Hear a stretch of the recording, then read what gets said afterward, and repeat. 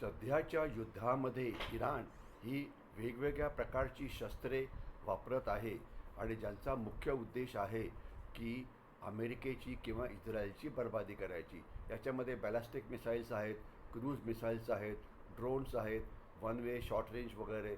आणि मुख्य त्यांचं जे लक्ष आहे ते जे अमेरिकन तळ आहेत आखाती देशांमध्ये, बहारीन असो, कुवैत असो, कतार असो, UAE असो, तिथे ते वापरले जात आहेत. आणि याच्यामध्ये आपल्या हल्ल्यांना जास्त सक्षम बनवण्याकरता जे इराण आहे ते एक मोझाईक डिफेन्स नावाची रणनीती वापरत आहेत. पुन्हा सांगतो, मोझाईक डिफेन्स म्हणजे नेमकं काय की हल्ले एका जागेपासून शत्रूवरती होण्यापेक्षा हे हल्ले वेगवेगळ्या स्थानावरनं होत आहेत.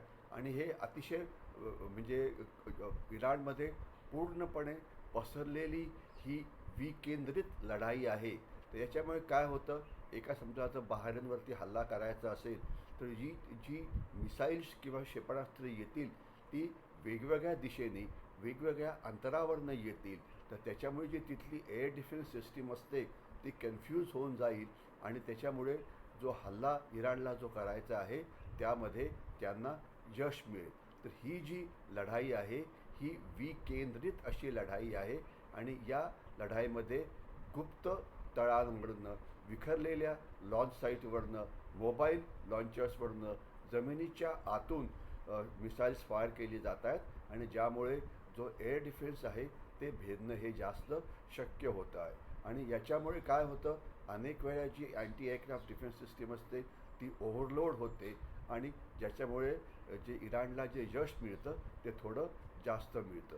तर थोडक्यात इराण या युद्धामध्ये चांगले डावपेच वापरतो आहे आणि त्यांच्याकडे असलेल्या शस्त्रांचा चांगला वापर करतो आहे.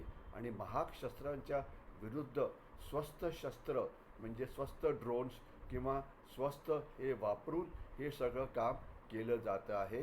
तर त्याकरता इराणला यामुळे थोड्याफार प्रमाणामध्ये नक्कीच यश जे आहे ते मिळत आहे. तर ही सिस्टीम सध्या तरी काही प्रमाणामध्ये नक्कीच प्रभावी पडते आहे.